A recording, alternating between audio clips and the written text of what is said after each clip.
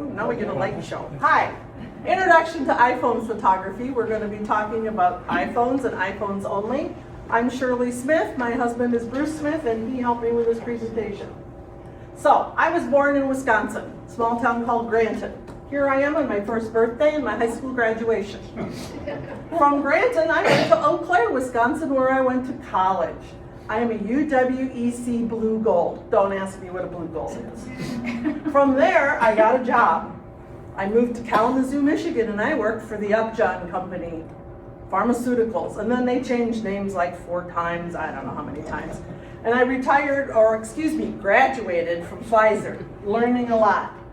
So we hung out in Kalamazoo for a while. I also picked up my husband there. And then we decided we needed to change. So we moved from Kalamazoo, Michigan to Hurricane, Utah. And here we are. Okay, here's us in Hawaii in July. Here's us at the Great Chamber. I don't know, sometime last fall. There's a sand hill there, people. Big sand hill. I crawled it, but I made it. Okay, fun facts about me. I have a degree in chemistry and biology. I worked many years in large pharma, in formulation development, and also quality assurance. Once I graduated from that university, I worked as a quality assurance consultant for startup pharmas. When I say startup pharma, I'm talking like a dad and 2 sons startup pharma.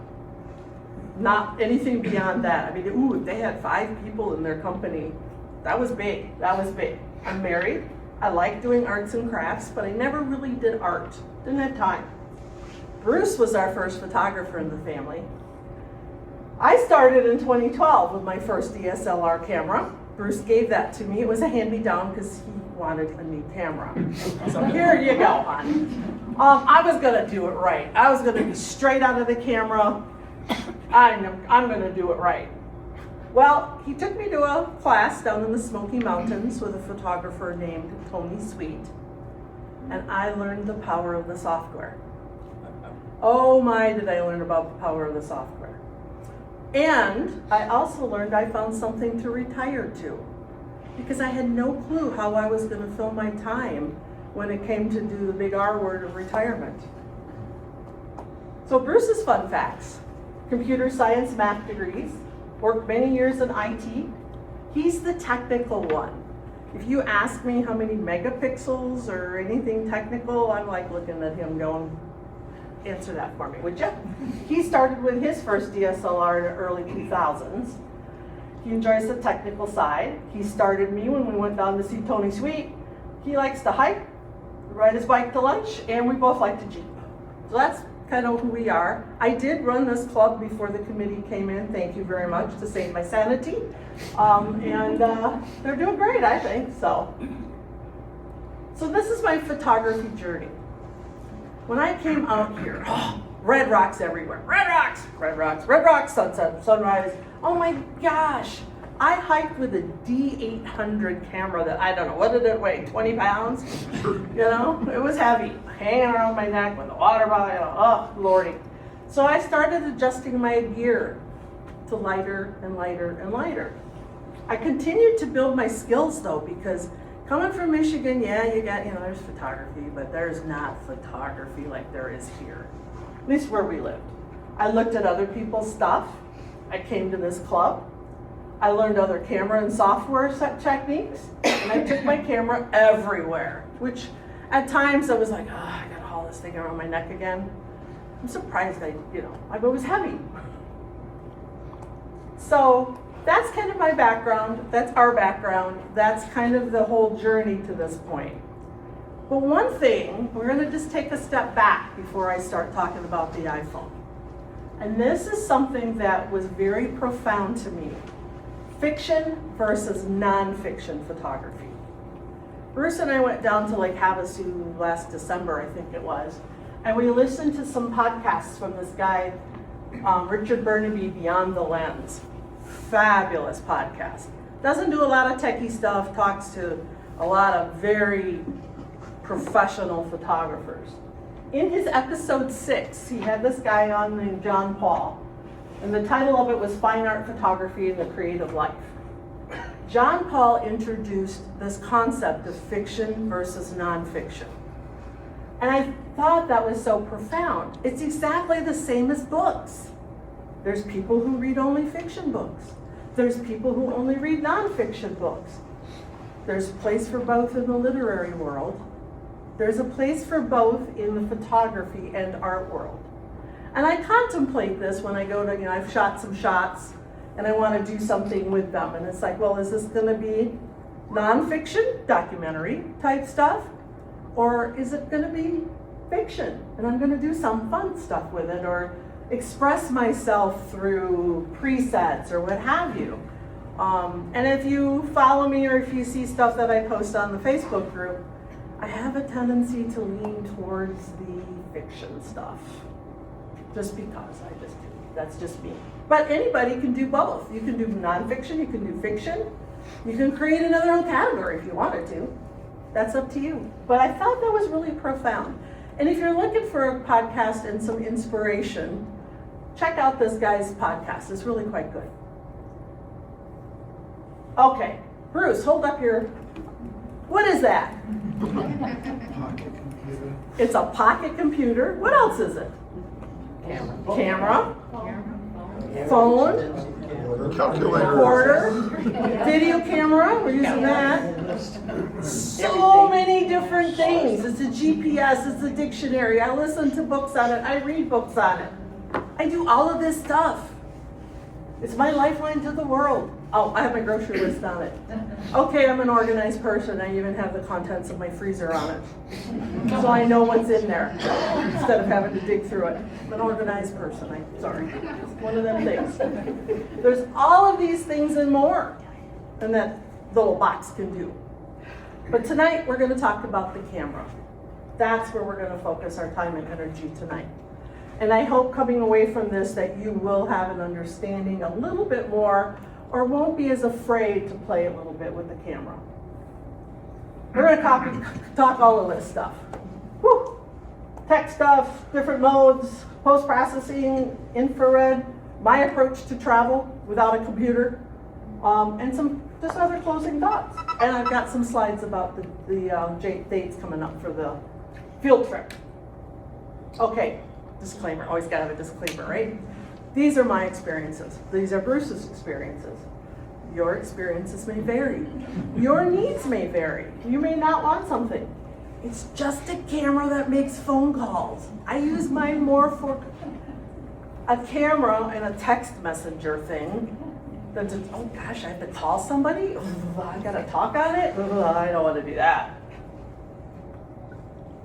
Okay, composition. That's, that goes across the board. I'm not going to talk about composition tonight. Those rules, whether you're a DSLR, a mirrorless, some other phone, a painter, a sculptor, a fabric artist, composition rules are all the same. Rule of thirds, foreground, middle ground, background. There are things in the iPhone that you can turn on and off, grid lines and stuff like that to help you with that. But once you've learned the camera, other features can also help you aid in that composition. Okay, so first thing is, how do you focus the camera? Well, Bruce has got his phone there, but you hit the camera app, you turn that on, and it's okay to do that if you want to follow along, since we got a little bit of light. Tap your finger on the screen and you're going to see some little yellow box show up. That's your focus box. And I couldn't get a screenshot of that thing. I tried to put in the presentation and it just didn't work. And then if you want a different focus spot, you just tap someplace else on the screen. That's it. That's how you focus. Oh, and then there's a big round button at the bottom that you push to go, boop, picture. So we talked about the DSLR versus the iPhone and that journey. So at the time, after my D800, hauling around that around my neck, my boat anchor, we went to Nikon D500s, which I think are crop sensor cameras and were lighter, right? Is that why we did that? Kind of lighter? Okay. And then I have a Nikon Z50, which I still have, but it's converted to infrared. And I really like that. So that's, I also had one of those to shoot just regular light too. And then I started with the 15 Pro Max. So these are just for those techie guys. Here's some data. Here's some things. Lenses are interchangeable. The Pro Max had built-in lenses. megapixels, 21, 21, 12 to 48, sizes, blah, blah, blah. Just for you techie guys. Okay, so then we had the iPhone Pro Max, loved it. And then Bruce says, we're upgrading to the 17 Pro Max. It's kind of like, oh, why? Well, it's got more in the camera. Not a whole lot in the other stuff, you know. So we looked at that and we decided to go with it. You notice that the Pro Max now goes 12 to 48, the 17, but it has this 36 megapixel panorama. I think that's the right number. I hope my numbers are right. 63. Oh, 63. I'm reading it sideways. Thank you. I'm like, oh, he's right. So the Pro Max had the built-in lenses like we talked about previously. The 17 Pro Max has built-in lenses. And this is very interesting. You've got a 48 megapixel main. You have two telephotos, a 4X and an 8X. 4X is 48, 8X is 12.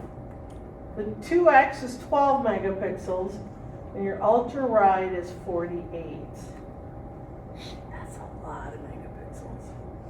And seriously, if you have a 12 megapixel camera, you can easily blow that up to a 20 by 30 print. No problems. No upsizing or anything like that. So what does that look like? So I stood out behind the Springdale Community Center and took some pictures. Started with a wide angle thing, and you can see we're looking at 46 megapixels there, 13 millimeter camera. I didn't move my feet. And I went to the 1X. So getting a little closer to that mountain. 48, 24 millimeter. 2X digital zoom. Okay, down to 12, which is really sad because I like to use a 2X a lot, but anyways. And what else was I going to show you besides blinding you with the light? 24 millimeters. 4X lens, you're back up to the 48. Getting closer to that mountain, and I haven't moved my feet once. And Shirley, you haven't used a tripod either, have you? No, this is handheld. Handheld. Yeah, I just standing out there taking pictures. And here's 8X, 12 megapixels. And if you look really close, I don't know if you can see it if the resolution's good enough, Crawford Arch is starting to show up. There's a little arch right there that you can see from different places in the park. But that's all just click, change, no feet moving. So there's a lot of power there, a lot of power. And those are the 5 pictures, the same pictures, just to show you the capabilities of starting out wide, going all the way in. Styles, photographic styles. This was something that the 17 has a variety of styles, more styles than the 15 had. Does it matter? I guess it depends on what you want. So to set your style, you go into settings, you go on your phone and you go camera, settings, camera, and then you look at for photographic styles. And then you have a plethora of them to choose from. And you're like, oh God, they all look the same. And they kind of do to me too. Standard, amber, gold, rose gold, bright, neutral. Don't know what the difference between neutral and standard is. And cool rose. So you have all of those choices. And you could choose one. I'm boring. I use standard because I know I can change that in post-processing, or if there's a reason I want to change it in the camera before I take a picture, I can do that, and I'll show you how.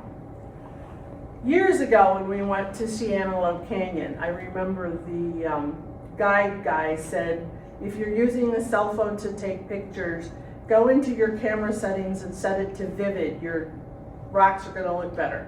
And everybody's standing there going, how do I do that? How do I do that? How do I do that? I mean, this was like 10 years ago, so this was like before any real fancy cameras at all. So how to change the styles in the camera? Let's talk about that a minute. So all I did here is I took screenshots of my phone so that we could see different pieces and aspects of it. And up here, and I just looked at a white piece of paper so we didn't get distracted by some picture for most of these. Here's a little thing here that just says means there's more behind it. So if you press on that, touch that, you get styles and all these other things. And you can hit styles, and then you can rotate through all those same styles and choose one for that particular thing. So standard and cozy is what I showed on here. So you can do that, and you flip through the styles before you start taking pictures if you want, or not. Just leave it at standard, because you can deal with it in the post-processing too. Question, Shirley. Yes. If you shoot in RAW, is that an option also? Gee, Sean, thank you. Image files, we're gonna talk about that next. Okay, so back to settings for your camera. Formats, high efficiency, most compatible, and there's Pro RAW resolution down below. I shoot in high efficiency. High efficiency image files, HEIF. And I will tell you right now, I'm treading water on this topic because this is technical stuff, and that's not necessarily my main feature. JPEG is the most compatible, and there is a Pro RAW, but they make really big file sizes. Shirley, can you tell why you use HEI? Because Bruce told me to. Bruce, do you want, we have a little bit more about that in here, and maybe that'll answer your question. High efficiency uses less disk space, it has more color space. The only disadvantage is that Microsoft doesn't like it, but it's easy to convert it to a JPEG when you're done processing if you want to. And Bruce just basically read our slide. Significantly smaller file size, Thanks. better color representation. It's not as glossy, so it keeps its better quality image, and it supports image transparency, and you can see it says filter spin. Yeah. So did you see a typo? I have HEIC up there instead of HEIF. No, it's not a typo. HEIC stands for High Efficiency Image Container. It's a file format that's an updated variant of the HEIFs. Apple uses HEICs for their HEIFs. I copied that from the internet. Plain and simple, I copied that from the internet. JPEG advantages over HEICs. HEICs is not compatible with websites and some Windows software. It can easily be converted to a JPEG, either on your phone. I think you can do it on your phone. I've never done it on my phone. Yeah. But I do it in Lightroom and Preview on my computer and different things like that. And this is why I have not looked much into RAW. HEIC, to me, I consider that a kind of a RAW-like file. So, first picture over here is straight from my little phone. I use the in-camera processing. There's a little software that you can play with there and get some stuff. And you can notice here's a white hat down here. Here's the dude in the white hat in the camera. And then I took it into Lightroom Classic, because that's the software of choice for me. And you can see now I got another person in there. But you can see the differences, and that's all with just an HEIC file, not a RAW file. But I knew Sean was going to be here tonight to ask that question. So for the sake of this presentation, I figured out how to shoot in that Pro RAW. So here's a picture. I shot the same picture. RAW, DNG, 34.1 megabytes at 12 megapixels. Imported into Lightroom, and I hit auto. This is the HEIC version, 3.8 megabytes in 12 megapixels. The megapixels are exactly the same. File sizes are different. Storage space, you can get 10 HEICs for every RAW. And you're still at 12 megapixels, which you can still print at 20 by 30. You could probably push it higher now with some of these resizing softwares for that matter. So that's why I don't really shoot in the Pro RAW. But you can prove it to yourself when you on your little field trip or even at home, when you can't sleep some night, you can play around with the HEIC stuff and, you can do it right in the phone so you can see it there. And there's RAWs and different things and you can take pictures and download them and prove it to yourself that it's okay to use this different type of file format that you're not necessarily used to seeing. Okay, now we're gonna start shooting some stuff. There's, yes, ma'am, in the back. I got a silly question. Sure. So all you gotta do to download is to attach it to your computer, I guess. Exactly It's like just you fine. do, And then yes. so Lightroom would look at it as if it was a disk or something. Yes, you take your phone with a little white transfer cord, like you normally do to charge, plug it into your computer, open up your Lightroom. It might ask you on your phone to say, is it okay to attach this accessory because it needs to be open for the computer to see it? And you go, yeah, I always forget to do that. And in your import, it'll say iPhone. And you click on that and then you go away, just go on your merry way, just like you do with an SD card into your computer. Exactly the same. That's a very good question. I should add that if I ever do this So presentation again. As a follow-up, the silly thing I've done is I've emailed my photos to me, Mm-hmm. but then the email actually compresses it and then it reduces it. Mm-hmm. So then I download the email and process it in Lightroom, and then I find that the quality is really poor. Okay, good Because to know. I should have done it directly. Should have done it directly, or sometimes I will airdrop it That's to what I was myself. gonna say. You can Airdrop it to your computer and then you can do it. We're going to talk a little bit later about the live photos and downloading those. There's special things that we need to know and be aware of. So we'll get to I that. found a really easy way to do it without connecting any wires too, if you have a Mac computer. That's it, just airdropping. No, it's easier than that. Go into Talk the louder, Photos Bruce. app. Come up here and talk Bruce, louder, talk Bruce, louder. We so we can't get it on hear. recording. Come on. So basically, you set your phone and your Mac to sync. You call up the Photos app, you go export original into some directory, and then you go Lightroom, import from that directory, and they're all there. No attachment. No attachments, no airdrop, it's just, click, click, click, and you're, Figure out the easiest way for yourself on how to do things. Bruce is extremely techy, and I'm sure it works well for him.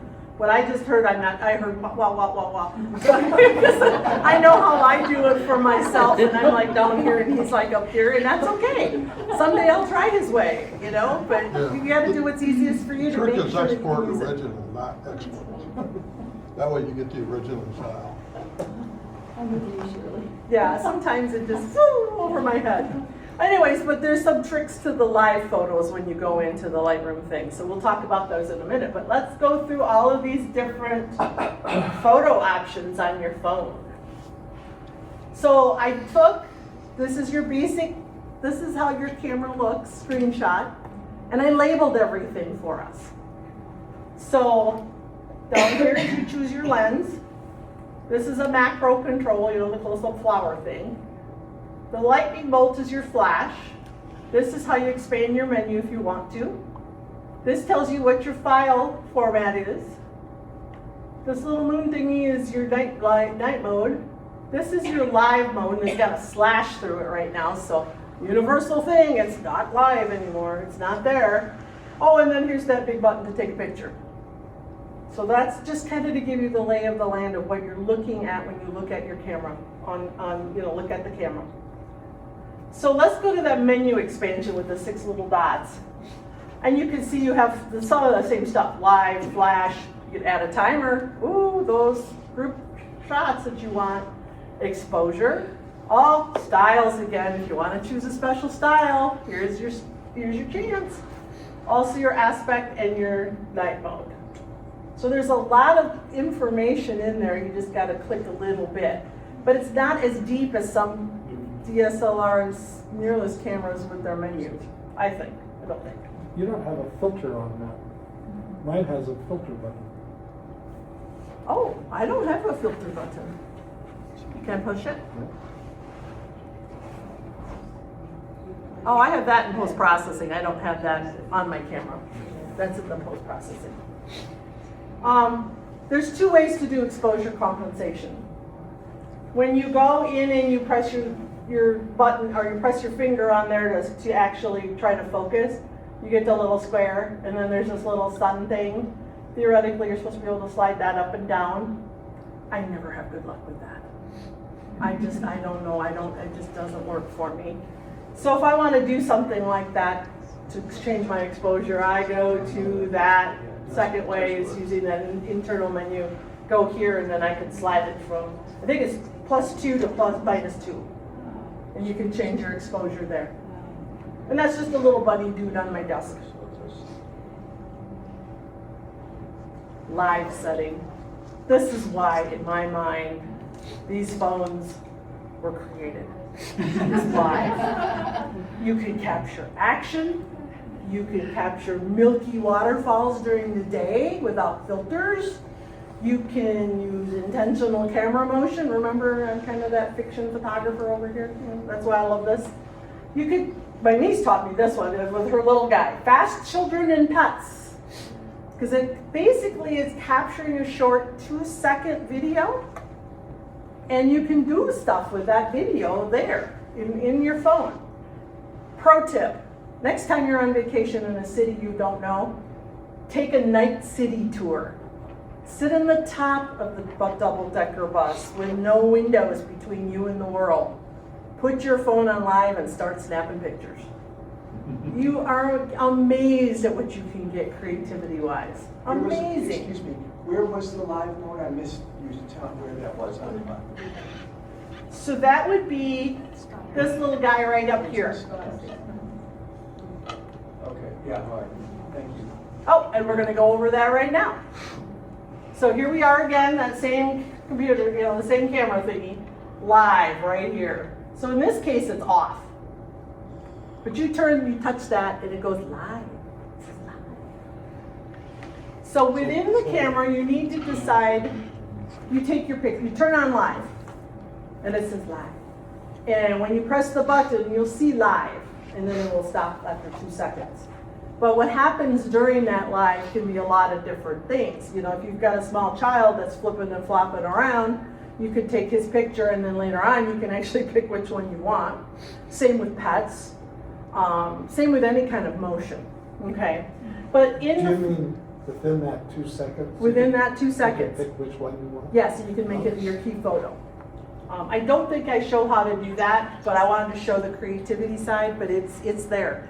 I was simply amazed how my niece was trying to get her child to stand still. And she says, just put it in live. And the motions that he was going through, and like, oh, there's one that we, oh, there he sort of looks like he's standing still at attention. So it's really kind of interesting to try that with something that's really moving. But once you shoot a live, and you have it still in your camera, in your phone, you have different options. There's something that's a loop and it plays that little video back and forth, back and forth. You can amaze small children with that. And somehow you can post them on social media. I haven't quite figured that out. The other one is bounce. Again, amaze small children. Kids love to see themselves doing bouncing in the videos. It's kind of cool. Long exposure. This is what's my favorite. It combines the images in that video to capture the motion of the milky water, what have you. And then the long exposure, you can also, while the camera's doing live, you can make an intentional camera motion. You can move your camera. Or the bus that you're on flopping around can move the camera for you.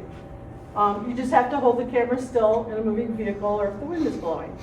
And then if you don't like any of that, you can just choose live off and you got a picture. It chooses your picture for you. But you do have that option in the post-processing on the phone to actually pick which one you want to make the key photo. And then if you don't like one of the others, you can turn off live off and that's the one you'll have. Shirley, Yes. can you combine the images in your phone or do you do that post? That's what the phone is doing. The phone is combining the images. Okay. hang on to that thought. This hopefully will answer your question. Okay. So I'm out here on a rock, watching the Virgin River flow by. I've taken a live photo of this river. Here it is. So I touch live, and it tells me I'm live, I have a loop, I have a bounce, I have a long exposure, and I can turn live off. Well, let's see what long exposure does to that. So it takes that 2-second video and makes a long exposure. So as long as you, and again, not on a tripod, this is handheld, In the middle of the day. in the middle of the day. No No, filter. no filters, no dropping the filter in the river, nothing. So I'm holding it still, live. You can see the word live. You're not holding it right up. I guess you wouldn't hold it up to your eye because there's no eyepiece. You can see it says live, and then when it stops, you're done.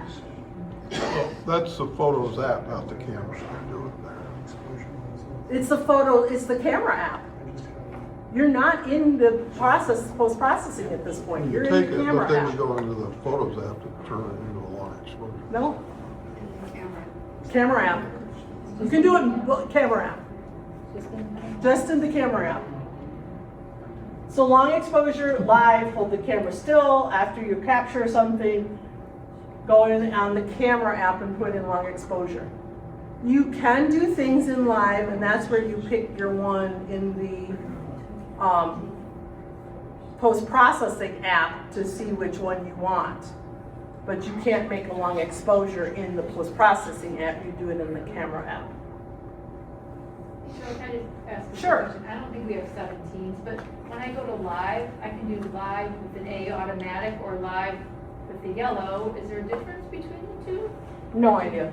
No, I think What model camera, yeah, what model phone? I think it's a 15. Yeah. Yeah, I just- don't really know Okay. that. Just Sorry. curious. So here's another one. Live, I'm still in the camera app. In the photos app. No, I'm in the camera app. Camera app. Look at your phone. And then you go long exposure, because here's all my photos down here. Right, because you're in the photos app.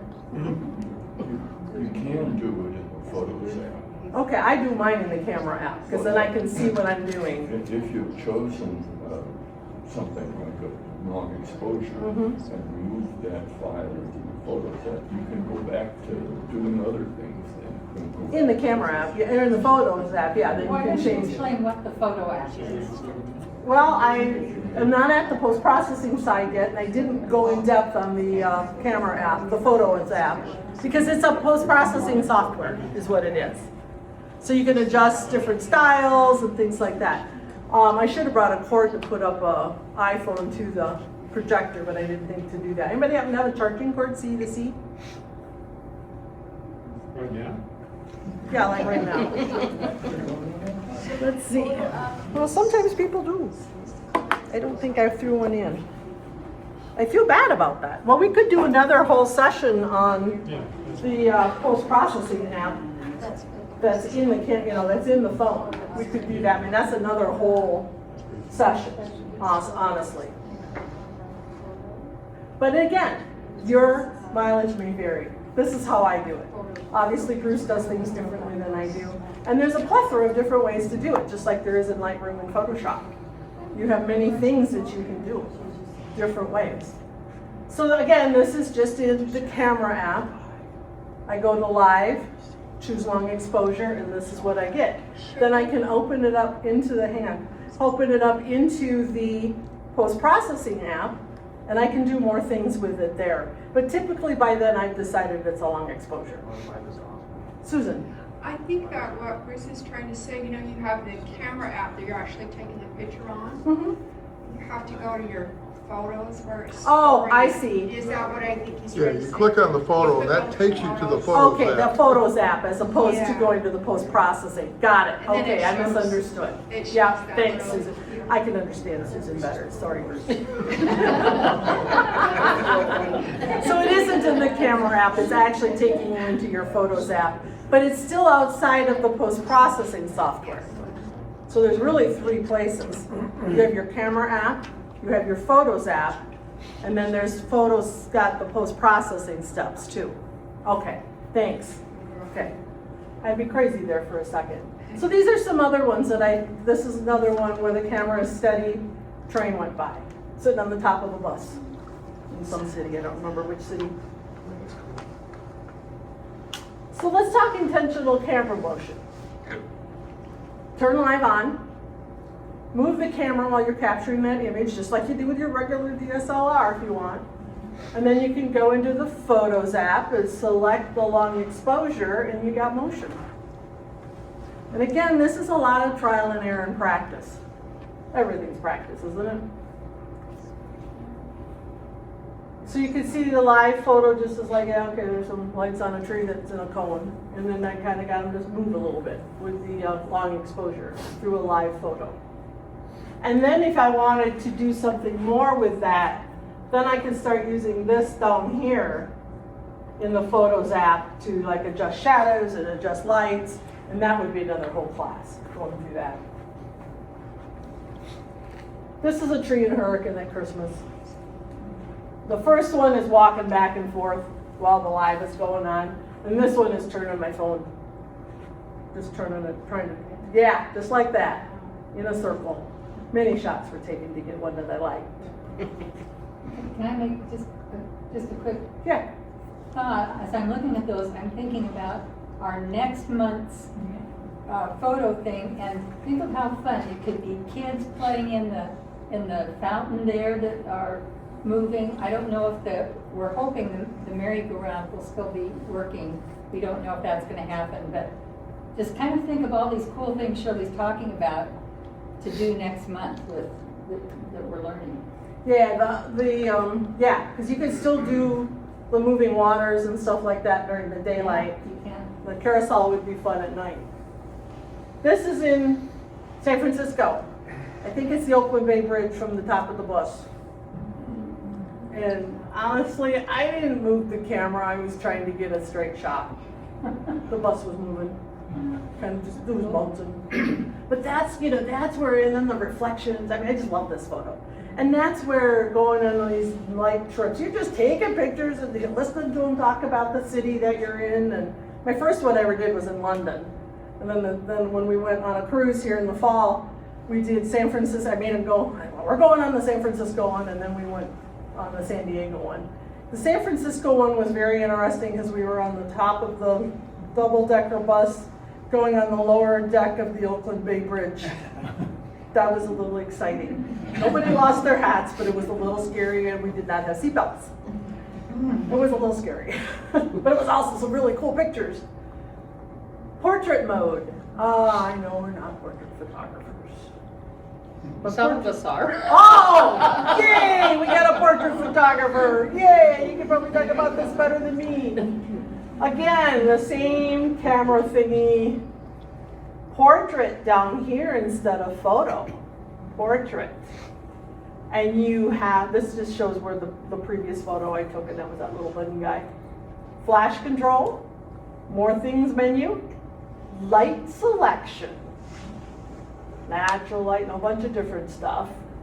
And instructions, and it always, whenever I try to use the portrait mode, I always get, move further away. Take it anyways. And it usually does, but it just always tells me to move further away because I'm trying to blend the backgrounds on flowers, and I want to be close. So if you expand that menu, again, you've got flash, aperture, a timer if you need it, exposure, styles again if you want to do something funky while you're taking the actual picture, or change your aspect ratio. You can do that too, and we didn't talk anything about that. That's something you can play with and decide how you want to do it. So you can open up your aperture. I got this at 4.5 right now, but you can decide what you want. And the thing is that in the Photos app on your phone or on your iMac computer, you can change that after the fact if you don't like it. You could choose some lighting. And again, if you don't like it, you can change it in the Photos app on the computer, Mac computer, or on your phone. You cannot change it in Lightroom. Photos app. You could refocus. And you can refocus, yes. So maybe sometime we should do a whole post-processing thing if people want that, I guess. Yikes. But your light selections, and I did not take a picture with each one of these, is natural light, studio light, contour light, stage light mono, and high key light mono. So you got some black and white options worked in there. Stage light is the one that gives you the black circle. It gives you the circle where you have your thing very spotlighted. But you can change, you can decide that on while you're taking your picture. But then again, oh, I didn't really like that. So I found myself in the beginning, it's like, okay, I'm gonna do all the different lights. I was like, well, that's silly, I can just change them. You can control at the time of shooting your type of light. You can control that background blur with the f-stop. And you can control where you're focusing by that little yellow box running around. But at the time of processing in the phone or on the iPhoto, so iPhoto on your phone or iPhoto on your Mac, not in Lightroom, you gotta block them in before you take them into Lightroom. Gotta lock them in. And then not just normal post-processing settings after that. Portrait mode, here's a bird. Handheld, in a restaurant, he was trying to get my nachos. You can see I'm in portrait mode here. You can see where I was, Lake Havasu. I can send it, airdrop if I want to share it with somebody or to my computer. And then this is your built-in post-processing in your Photos app if you want to play with it. And if you don't like it, you can trash it.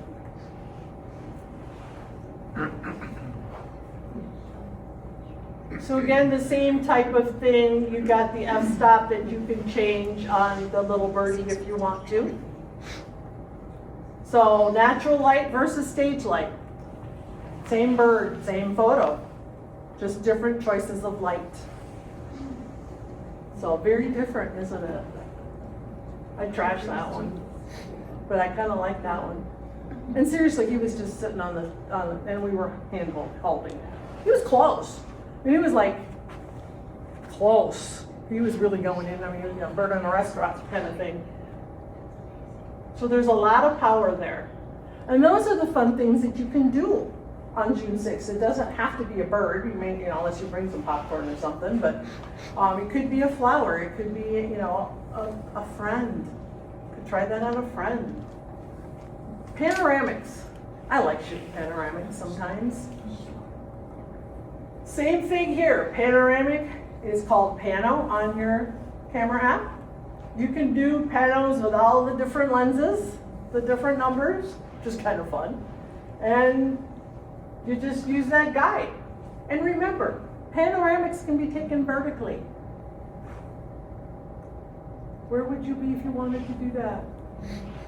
Slot Canyon? City? Do it like that, not like that.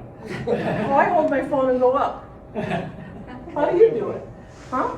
Try it the other way. You much less parallax problems. Okay, good to know. Or take the phone. Oh, he's telling you not to. Oh, tip the phone? Got it. Not from your shoulders, from your.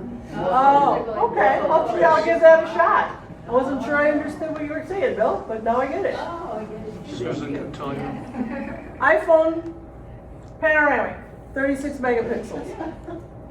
From the bridge down in the confluence that somebody built. It's a bridge, hiking bridge. Now, one thing Bruce and I have had discussions on is, okay, iPhone panoramic versus taking 3 shots and then combining it in Lightroom. 3 shots merged into 1 in Lightroom. 18 megapixels. 36 megapixels. Did you do anything with this photo? I don't know. Okay. 3 shots combined in Lightroom. Classic. Those are his 3 shots. You decide how you want to do it. Little 6 of one, half a dozen of another. Depends on what you're trying to do. And you literally can take a 0.5 panoramic and an 8 if you want. I mean, it works, it does it, I've done them. So this is a 36 megapixel panoramic from my iPhone 15 Pro Max with a little artistic vision. The sunset was like off the hook that night. On a balcony from the View Hotel in Monument Valley, next to Bruce's Olympus OM Mark II. And which cameras did you like the pictures from better? Or had an iPhone? I had my one Mark II on a tripod on the balcony, and next to it I had my iPhone connected to the rail of the balcony with a little, tripod thingy. And I would take the same photo on both, and about 3/4 of them I preferred the iPhone photo. And I want to say I think this was handheld. That was handheld. I don't think I had a tripod for the iPhone yet. Well, then. it's a panorama, it has to be handheld. Yeah, because you got to move it, right? You know, it does prove that the best camera is the one that you have with you. Oh, exactly. Well, what if you have two of them with you? Yeah, yeah. Macro, you can do macro with them, too. Do I still get my macro lenses out? Yeah, I get my macro lenses out. But if I'm walking around town and I see a pretty flower and I want to take its picture, I take its picture. And I get up really close. Macro control needs to be on in your settings. And there's really nothing you turn on for this except for that. And when you get really close, it starts telling you, oh, we're going to go into the little macro world for you. Just took some pencils. That's when this little tulipy thing comes up. You can use all the lenses. You're in the photo. Basic macro rules apply. Good light, tripod, take your time, get close to your subject. Yeah, I didn't do a tripod. I was sitting at my desk. Yes?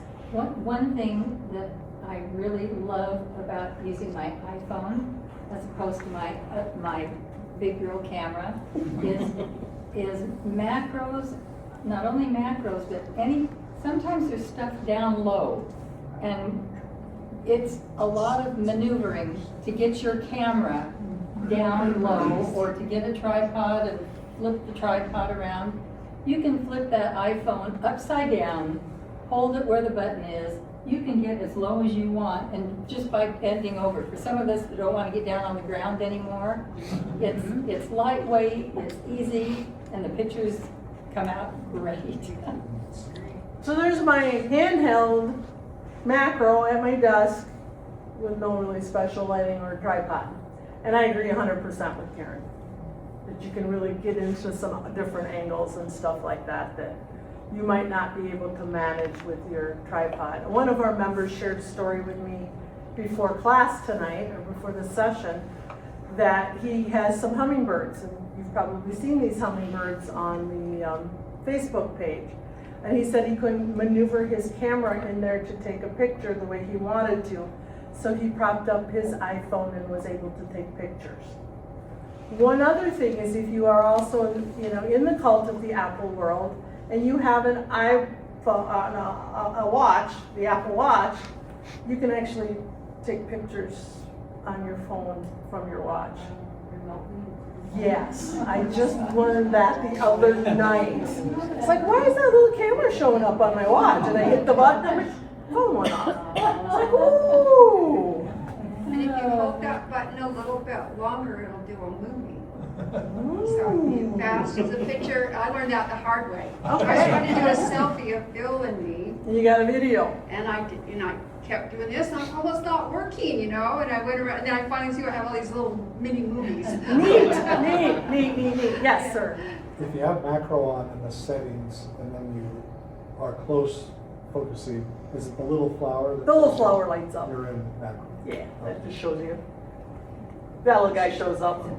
A little flower. Because of course that's the only thing you take macros of. These are a couple flowers and a cactus, macro.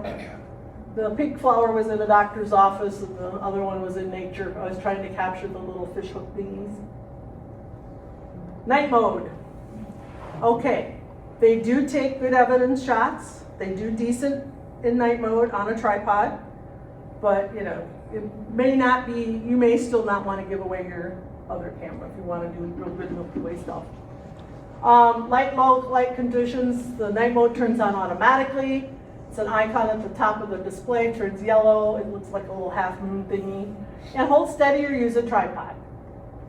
There's my very first moonshot from the backyard. It was my iPhone 15 Pro Max. I did decrease the exposure compensation to get the moon because it was like really bright. But I thought, yeah, like cool. Okay, I got a star in the moon, cool. Of course, lights at night.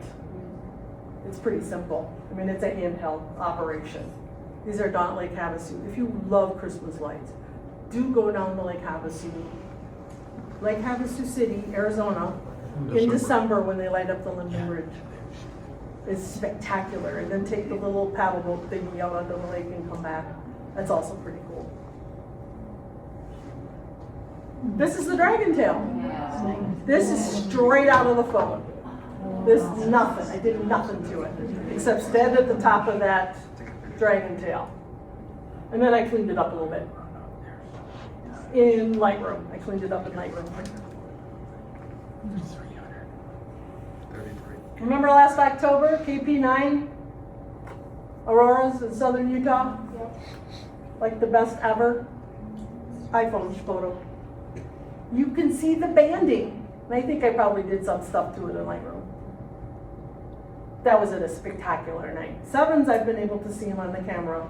But 9, I could see with my naked eye. I was like beside myself. And I couldn't figure out why my oldest camera wasn't working and taking pictures. I forgot to take the lens cap off. Once I figured that out, I was ready to rock and roll. That was in night mode? Night mode? This is night mode. I just held it up, going to take my picture. I took my picture, it went into night mode. I held it for 3 seconds. So it moved right into automatically? Automatically into night mode. And you have 3 seconds? Is that what you're saying? That was 3 seconds handheld. Now, I haven't totally proven this yet, but I was at a night photography, light painting retreat last week, and she said if you put your iPhone on a tripod, you can get longer than the 3 seconds. Very much longer, yeah. You can. Oh, yeah. You've proven that. I've Awesome. proven that. I've gotten up to 5, but it wasn't really dark out and I was tired. Yes, sir. Sure. You can adjust the time of the exposure manually in night mode. So you can have it auto, which is typically around 3 seconds, or you can tell it 10. And I find that handheld works really quite well. That it somehow adjusts any motion you have by holding the camera and, and aligns it. Gives you a pretty good picture. I've been pleased with my handheld ones that I've done of like the Milky. I don't know if I've done any Milky Way ones, but and there's an app for that. I mean, oh my gosh. I went to somebody else did a presentation at a camera club like this, and then she started going into all of these apps that you can put on your phone to do. None of them made coffee. I'm sorry. None of them made coffee, so I didn't really want to do them. But every photographer out there that has a blog or a Substack or is trying to get you to take their classes has their favorite apps. Lightroom is an app on your phone that you can use to take pictures. And there's ones for long exposure. But I'm really glad to hear about this 30-second thing. I need to stay up late some night and figure that out. That surprised me, and I'm like, oh. I did get up to 5 seconds on the tripod the other night in the backyard, but my backyard's not really dark. So, just very good. So when you say that, does the phone do it itself, or do you have to set it? You can do it both ways. I found, I have this, that little magnet thing that you put onto the tripod. And so it holds it really still. And so if it automatically goes to night mode, it will adjust it once it's on the tripod. It's like it senses that it's not moving, and it just did really long exposures.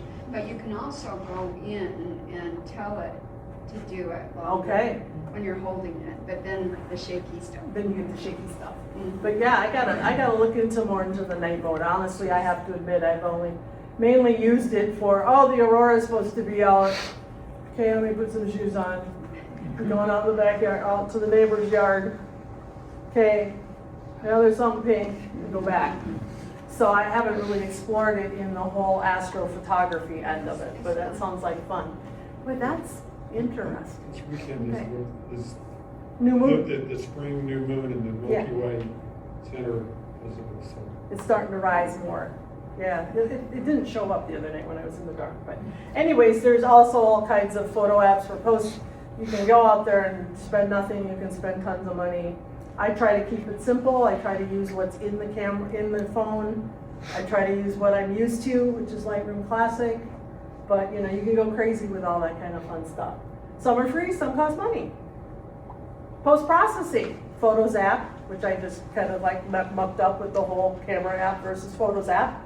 But now I get it on the phone and other Apple hardware. You must start on the phone or in that Photos app to get the live stuff to do it. You can't adjust and make things long exposures or pick photos out of one photo out of a live in Lightroom, or probably any other post-processing software. The same software you use with your cameras now. Just pretend it's a camera, same thing. Lightroom is interesting. They don't support the videos, but you can import them. And then you got to delete them. I forget to sometimes do that. I'm like, oh crap, I got to delete all these. And it gives you an IMG file with the HEIC. And then if you have done anything to that same photo in Photos app, you get the same file again with an E in front of it. And I was like, wow, at first it was like, oh, everything's importing twice, what's going on?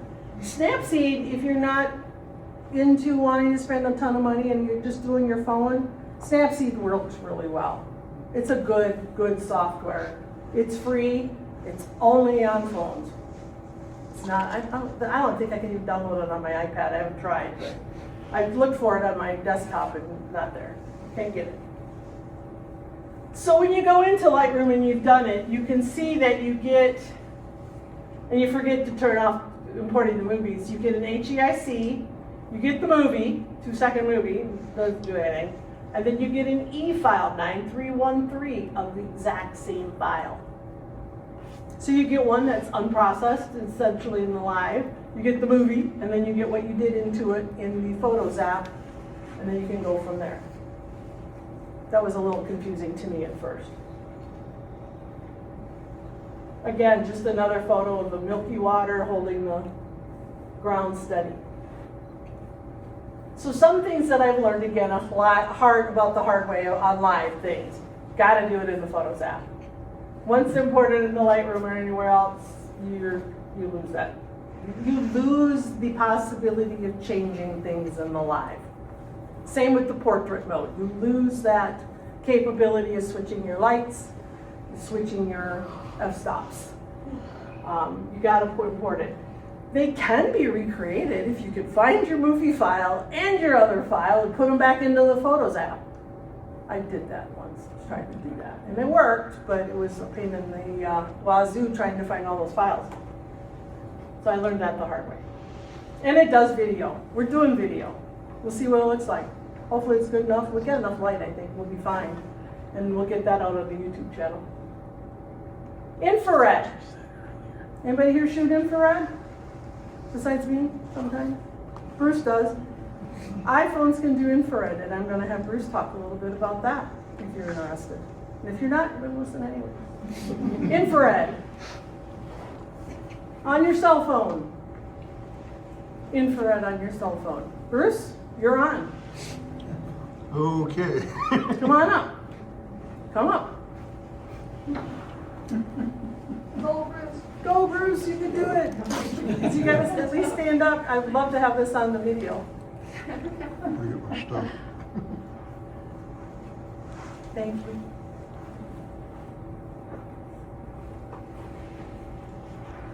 So, it's really tough to do. You just put an infrared filter over your phone's camera and you take a photo. Now, the tricky part is getting it on your phone. They make these little adapters. You can just kind of clip it on. It doesn't fit as well on the 17 as it did on my 15, so I've been thinking about how to fix that. It lets a little bit of light in. If you do that, there's a slight hot spot in the middle, which is really easy to fix in Lightroom's radio filter.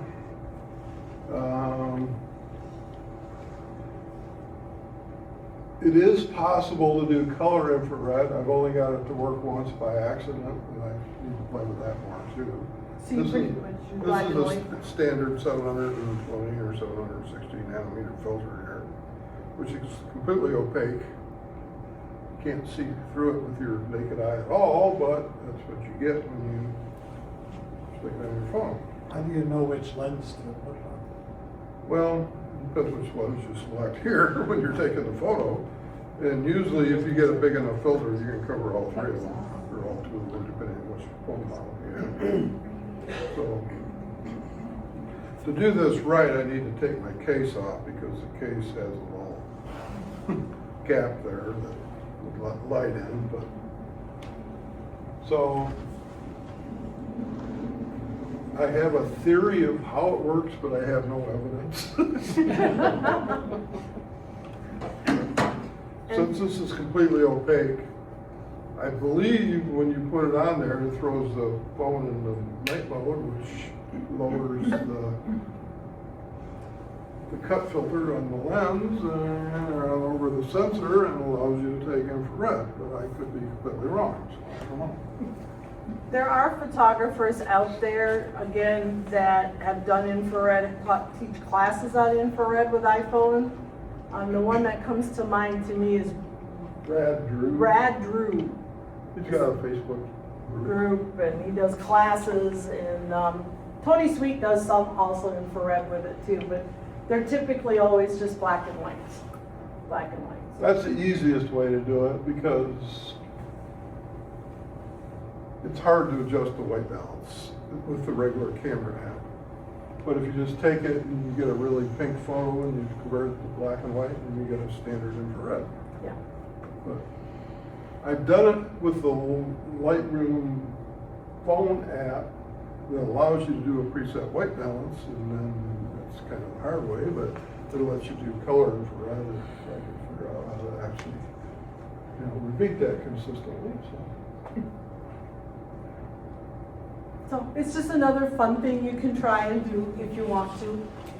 It kind of reminds me when Bruce was doing that, I saw just recently an ad, I didn't know this, for those of us who shoot during the day and we don't always have the luxury of shooting in sun at best lighting, that they have the same type of a clip-on thing for a polarizer.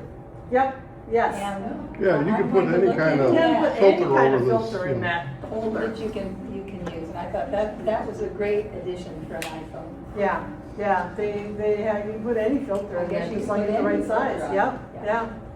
yeah. It's just, it's a thing that if it has an interest in your board and you wanna try different things, it's another creativity avenue or just also just a rabbit hole to go down. And then you're done with it and you go, oh, okay, that was fun. Now I have all these filters to do something with. So I want to touch on travel. So that's pretty much the end of the iPhone, all the fun features and things like that. So there is a lot out there if you're not familiar with it to get to play with, and we can do a lot of playing on your June 6th field trip. So I had a trip planned, a big trip. I did not want to take a computer with me. Those things are just boat anchors when you're traveling and you're traveling fast. It was a guided tour. It was not a guided photography tour. It was just a guided tour on a bus. Here we go, kind of thing. I had my camera on my phone. I did take my infrared. This was to the UK, Ireland, and Scotland. And that was one of the main reasons I took it, was because I wanted to do infrared photography there. So those were the two things I did. But I wanted to make sure I had backups and everything, because this is a once in a lifetime going there kind of thing. I have a dongle, which is on the computer right now, that has a USB-C, an SD card slot, and a USB slot. 2 terabyte flash drive was my backup. And of course I had my chargers and things. And I had the cutest little thing with all my little filters and all labeled and everything like that for my infrared camera. It went fabulously. Like when I take these big trips down, the computer does not go. Periodically, I download my SD cards from my infrared camera to my phone via the dongle. I did that on the bus. We're driving through the countryside. Oh, I'm going to download my stuff. Once everything was on that phone, then I could back up to the 2 terabyte drive, And then I kept that in a separate location. That was never near the camera of the phone. Once I, like if we were, you know, it was in the backpack versus the pocket, what have you. It was someplace else. And I have tons of room on my phone. I have one of the 512 gigabyte phones. Pro tip, don't rely on iCloud, especially if you're outside the country. It is slower than molasses for backup. It's slower than molasses at the Ruby Inn by the Bryce Canyon place. You're like, oh, okay, maybe, maybe not. Don't rely upon that when you're traveling if you want true backups. So what I did, in the Photos app, there's a way to select all your files that you've got in your pictures, right? And then you select this little icon, which is the airdrop icon, and you scroll down to export unmodified originals. Note, unmodified. So if you putz with it in the phone, you're gonna lose that stuff. Browse where you wanna have them saved on the USB or select save. And then via my Files app on the phone, I could look at my USB drive and make sure that they actually transferred. That was always my thing. I was like, well, I did it, but did they really go? And then I could go into that Files app on my phone and I could see that they were there. I loved it. It was fabulous. Of course, then when you get home, you've got all these files and you haven't post-processed anything, but you know, that's okay. You were living in the moment. You know, you can still do a few things on your phone if you wanted to post on Facebook or whatever. And this is the other lifesaver. You're like, what is that thing? It's a lanyard, and these things fit into your phone case, and your phone hangs around your neck. And then you can tuck it in your clothes. And you can go like this and take it and go, oh, there it goes. No, it's hanging on your neck.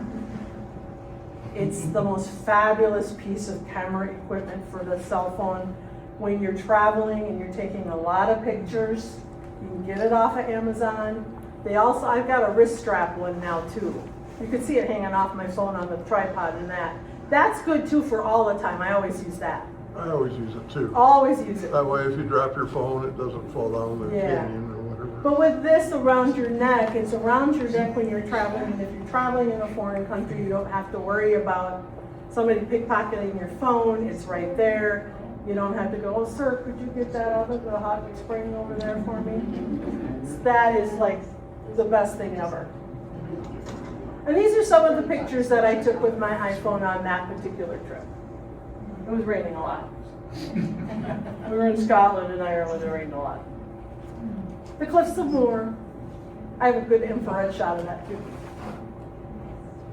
London, on my bus, driving around town. I love doing that on the lines. Just love it. Handheld. I had no tripod. Handheld, again, of the Big Ben, of Elizabeth Tower. The Raven at the Tower of London. You had to get really close.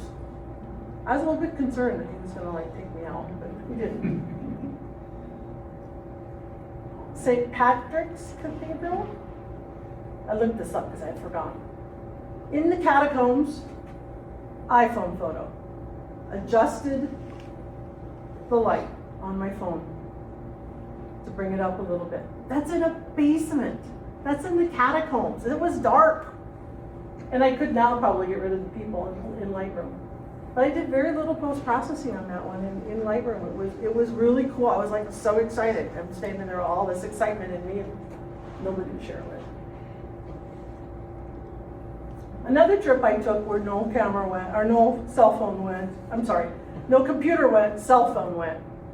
Did a cruise around South America, and this is a glacier down in Chile from the back of the boat. Cell phone panel, the back of the boat. Handheld. Penguins, Falkland Islands. Penguins. More penguins. Someplace in Chile. Some national park in Chile. Again, middle of the day, long exposure with the phone. Some tweaking in Lightroom to get the white balance and stuff like that. But that place was amazing. I could bore you all day with my pictures. So anyways, closing thoughts. Many features I have not explored. There's one on your phone that's called Spatial. And I looked that up, and that's a way to take photos so that you could view them through the $3,000 VR goggles that Apple sells. So, you know, if you have those, that's what that does. Practice, try things out. Don't wait until you're really going on that big trip. Think it through. Lots of YouTube videos, lots of Instagram stuff. Oh my goodness, there's so many cool tricks that you can do.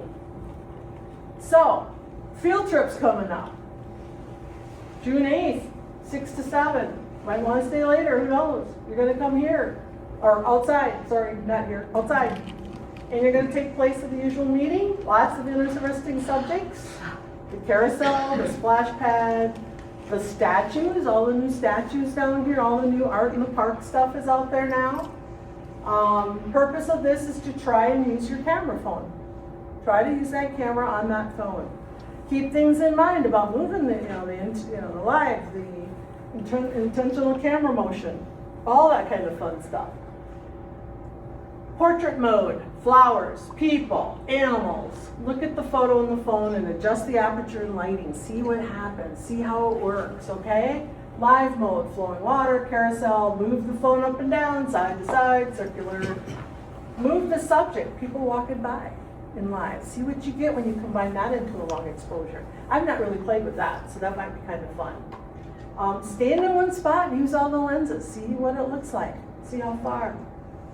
Try the different file types if you're not so sure about that.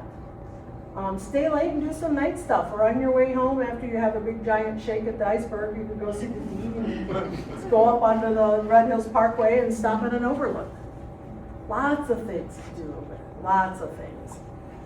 I see for myself I need to do some more night stuff, and I probably will, but not probably during this. And then we have the big reveal. And we'll get more instructions on that, if it's going to all be cell phone photos or if it's going to be other stuff. Feel free to bring any cell phones, just not from, it doesn't even have to be from the park. You know, if you're playing with it at home, go for it, see what you can do.